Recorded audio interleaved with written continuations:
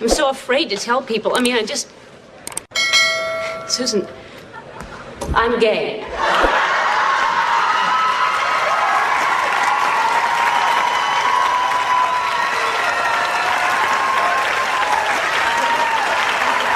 History as we know it for a change. Plenty of comment from all across the country about Ellen. Đã bao giờ bạn tự hỏi rằng nữ MC nổi tiếng nào là người đầu tiên công khai bản thân trước công chúng là người đồng tính trên truyền hình là ai chưa? Câu trả lời là Ellen DeGeneres. Ellen DeGeneres, một trong những nữ MC nổi tiếng nhất nước Mỹ. Cô nổi tiếng với talk show mang chính tên cô, The Ellen DeGeneres Show. Một talk show đã trở thành hiện tượng văn hóa truyền hình kéo dài từ năm 2003 đến 2022. Bà còn là một trong những biểu tượng huyền thoại của cộng đồng LGBT khi mà cô từng dám bất chấp come out trước toàn thể nước Mỹ dù thời điểm đó nước Mỹ vẫn từ chối chấp nhận một nữ nghệ sĩ đồng tính. Điều này khiến cô bị công chúng tẩy chay, sự nghiệp lao dốc không phanh. Dù vậy, nhờ sự chăm chỉ, tài năng và nỗ lực của bản thân cô đã vượt qua mọi định kiến, khó khăn để trở thành MC quyền lực nhất như hiện tại. Hãy cùng chúng mình tìm hiểu quá trình từ bị công chúng tẩy chay đến nữ MC đồng tính quyền lực nhất nước Mỹ và vai trò quan trọng của cô trong việc thúc đẩy sự nhận thức và chấp nhận đối với cộng đồng LGBT trên toàn thế giới nhé. Ellen DeGeneres sinh ngày 26 tháng 1 năm 1958 tại Metairie, Louisiana, Hoa Kỳ. Ellen không chỉ nổi tiếng với vai trò MC mà còn là một diễn viên hài, diễn viên truyền hình và nhà sản xuất tài năng. Nhờ chương trình The Ellen DeGeneres Show đã giúp cô củng cố vị thế và trở thành một nữ MC đồng tính quyền lực nhất nước Mỹ. Dù thường xuất hiện với hình ảnh vui vẻ, nhân ái, nhưng cô đã phải trải qua rất nhiều thăng trầm trong cuộc đời để có được thành công như ngày hôm nay, từ tuổi thơ bị bố dượng lạm dụng đến nhìn bạn gái chết trước mắt, và cuối cùng bị cả nước Mỹ quay lưng chỉ vì muốn sống thật với giới tính của mình. Chính nhờ những khó khăn đó đã giúp cô định nghĩa lại cuộc đời và sự nghiệp của mình. Ellen DeGeneres sinh ra trong một gia đình có bố làm nghề bán bảo hiểm còn mẹ là công nhân. Cuộc sống của gia đình Ellen gặp khó khăn khi kinh tế suy thoái và dần dần khiến bố mẹ cô không thể chịu nổi những cuộc cãi vã nữa. Họ đệ đơn ly hôn khi Ellen chỉ mới 13 tuổi. Sau khi bố mẹ ly hôn, Ellen cùng mẹ chuyển đến Atlanta, Mỹ, để sinh sống. Tại nơi đây, mẹ Ellen gặp và tái hôn với một người đàn ông mặc cho Ellen không hề có cảm tình với bố dượng. Thời điểm Ellen bước vào tuổi dậy thì cũng là lúc cơn ác mộng bắt đầu. Cô bị bố dượng lạm dụng tình dục trong một thời gian dài. Sau đó, Ellen phải bươn trải làm rất nhiều công việc, từ nhân viên bán hàng, thợ sơn cho đến bồi côn, pha chế. Năm 1980, Ellen 22 tuổi đã gặp được một nữ nhà thơ trẻ có tên là Kathy Perkop. Cả hai bắt đầu mối quan hệ yêu đương đồng giới và Kathy có lẽ là cô bạn gái đầu tiên của Ellen. Đáng tiếc, cuộc tình thời tuổi trẻ của Ellen lại kết thúc trong bi kịch khi Kathy qua đời trong một vụ tai nạn xe hơi. Thời điểm ấy, cả hai đã cùng chung sống nhưng vì một cuộc cãi vã, họ đã tạm thời chia tay. Ellen đến ở nhờ nhà của những người bạn. Vào đêm định mệnh, Kathy và Ellen cùng đến dự đêm nhạc được tổ chức bởi ban nhạc của anh trai Ellen. Tại đây, Kathy ngỏ ý muốn làm lành nhưng Ellen lại ngó lơ bạn gái. Kết quả của sự cự tuyệt của Ellen là Kathy lái xe về nhà trước và gặp tai nạn khiến cô mất mạng tại chỗ. Sau đó, Ellen cùng những người bạn của cô đang trên đường về thì chạy ngang một hiện trường tai nạn nhưng họ cứ thế mà rời đi. Sáng hôm sau khi thức dậy, Ellen mới biết một trong những người gặp nạn ngày hôm qua chính là Kathy. Kết quả của sự cự tuyệt của Ellen là Kathy lái xe về nhà trước và gặp tai nạn khiến cô mất mạng tại chỗ. Vụ tai nạn khiến cô vô cùng ân hận, khiến cô nhận ra chúng ta có thể dễ dàng mất đi ai đó trong đời mình đến nhường nào. Sự mất mát ấy đối với cô vô cùng khó khăn nhưng nó lại giúp cô định nghĩa lại cuộc đời và sự nghiệp của mình. Một năm sau khi Kathy qua đời, Ellen mới bắt đầu sự nghiệp với tư cách là một diễn viên hài không chuyên đi diễn ở các tụ điểm nhỏ. Trong vòng một năm tiếp theo, cô đi lưu diễn khắp nước Mỹ. đồng thời góp mặt trong các bộ phim truyền hình lẫn điện ảnh. Năm 1986 đánh dấu bước ngoặt lớn trong sự nghiệp diễn xuất của Ellen khi cô xuất hiện trên chương trình The Tonight Show và chiếm được tình cảm của đông đảo khán giả. Sự nghiệp của Ellen. Vào năm 1997, việc chấp nhận cộng đồng LGBT tại Mỹ vẫn còn khá hạn chế, và người LGBT phải đối mặt với nhiều thách thức về pháp lý và xã hội. Nhiều người đồng tính bị kỳ thị tại nơi làm việc, trong cộng đồng, và cả trong các mối quan hệ gia đình. Hành vi bạo lực, xúc phạm và bắt nạt đối với người LGBT diễn ra phổ biến.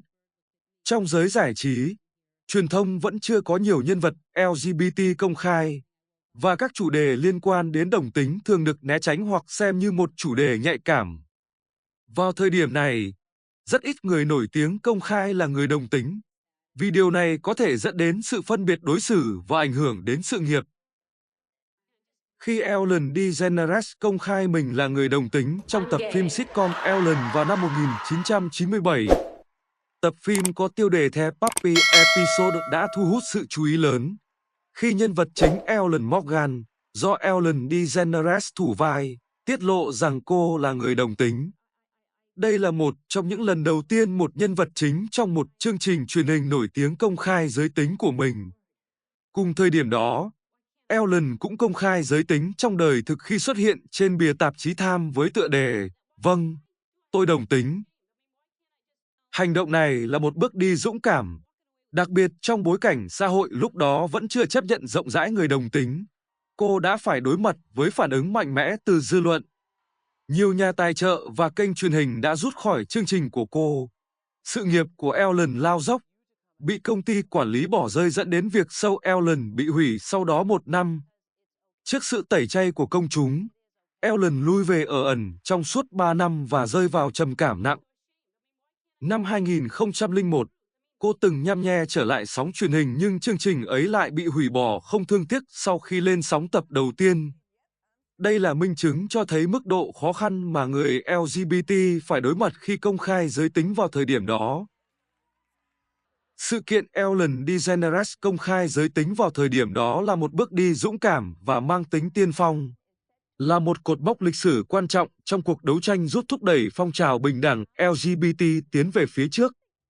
Khi công khai là người đồng tính trên sóng truyền hình và trong cuộc sống thật, cô đã phá vỡ những định kiến và sự im lặng mà nhiều người trong cộng đồng LGBT phải chịu đựng. Sự dũng cảm của cô đã mở đường cho hàng triệu người khác tự tin hơn trong việc sống thật với bản thân, đồng thời giúp xã hội hiểu rõ hơn về cuộc sống của những người đồng tính. Tuy nhiên, phải mất nhiều năm sau, cộng đồng LGBT mới đạt được những bước tiến quan trọng về quyền lợi và sự chấp nhận rộng rãi trong xã hội.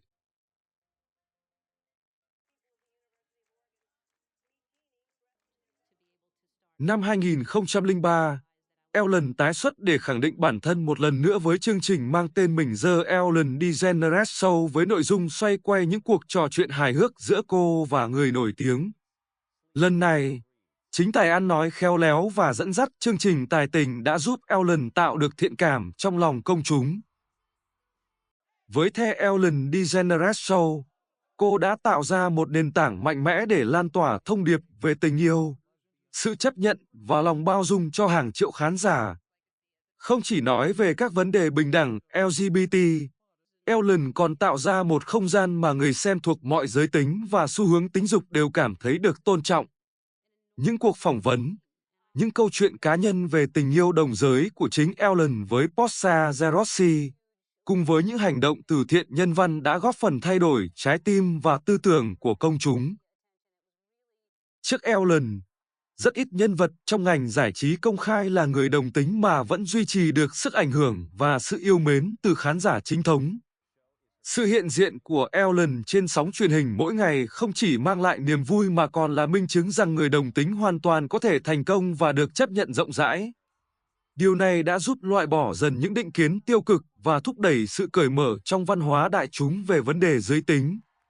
Từ đó, người ta cũng dần dần chấp nhận giới tính thật của nữ MC quyền lực này hơn.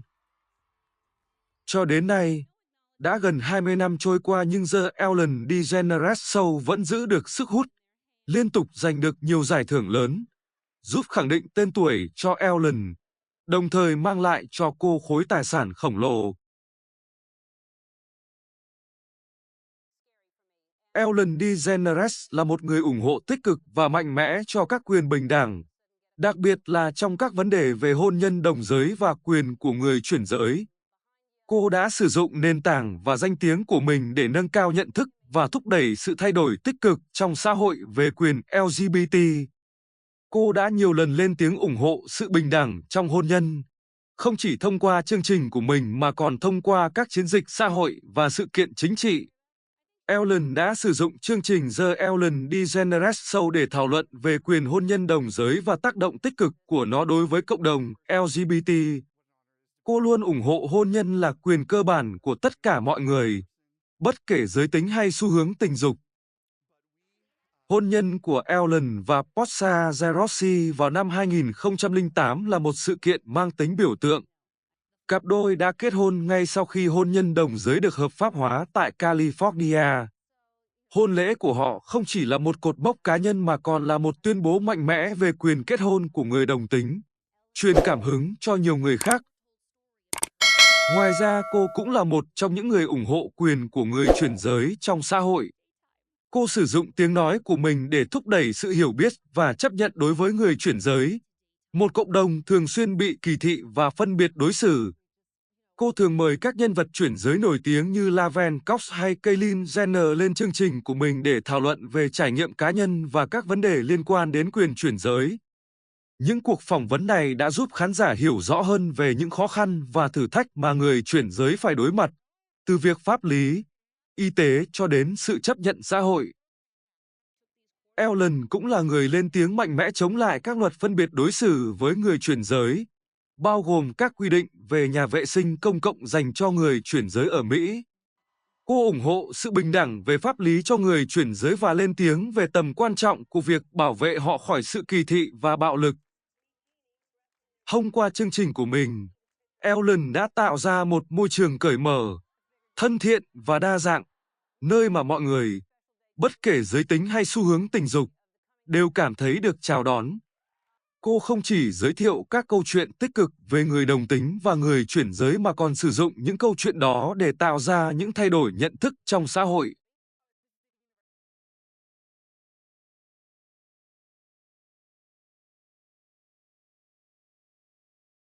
Ellen DeGeneres đã đóng vai trò rất quan trọng trong việc nâng cao nhận thức về các vấn đề LGBT thông qua các chiến dịch xã hội và các hoạt động từ thiện.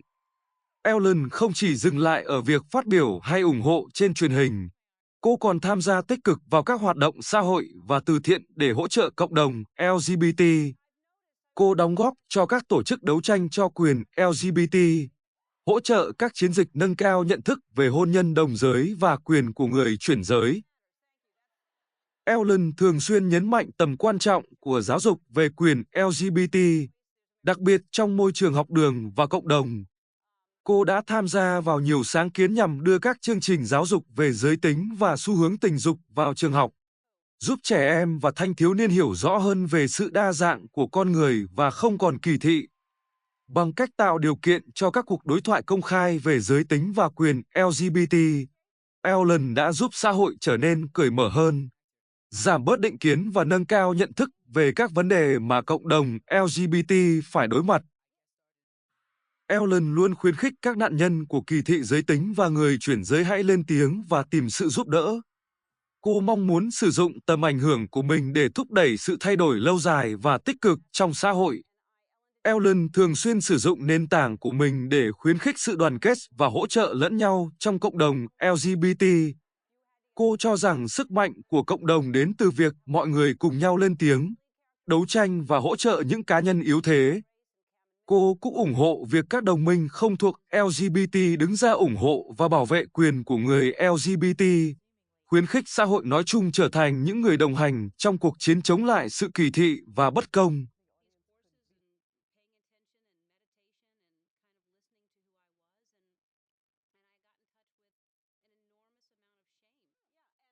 Ellen không chỉ được công nhận trong giới truyền thông mà còn được các nhà lãnh đạo và chính trị gia ghi nhận vì những đóng góp của cô cho quyền LGBT. Ellen DeGeneres đã được Tổng thống Barack Obama trao tặng huân chương tự do của Tổng thống Presidential Medal of Freedom vào ngày 22 tháng 11 năm 2016. Đây là danh hiệu dân sự cao quý nhất tại Hoa Kỳ, được trao tặng để vinh danh những cá nhân có đóng góp to lớn trong việc thúc đẩy các giá trị về tự do, nhân quyền và công bằng trong xã hội. Tổng thống Obama đã vinh danh Ellen không chỉ vì sự nghiệp thành công rực rỡ của cô trong lĩnh vực giải trí mà còn bởi những đóng góp to lớn của cô cho quyền bình đẳng, đặc biệt là quyền LGBT. Ellen DeGeneres đã trở thành một biểu tượng cho sự dũng cảm, yêu thương và chấp nhận. Bằng hành động công khai giới tính và sống đúng với bản thân, cô đã giúp thay đổi nhận thức của xã hội về cộng đồng LGBT, mở đường cho nhiều người đồng tính và chuyển giới công khai hơn và nhận được sự chấp nhận từ công chúng. Việc Ellen được nhận huân chương tự do của Tổng thống không chỉ là một sự vinh danh cho những đóng góp của cô trong lĩnh vực giải trí mà còn là sự thừa nhận cho vai trò tiên phong của cô trong cuộc đấu tranh vì quyền con người, đặc biệt là quyền của cộng đồng LGBT. Tổng thống Obama phát biểu rằng Ellen đã giúp thay đổi trái tim và tâm trí của nước Mỹ thông qua những hành động dũng cảm và sự kiên định trong việc sống thật với bản thân. Television history as we know it for We a are hearing change. plenty of comment from all across the country about Ellen.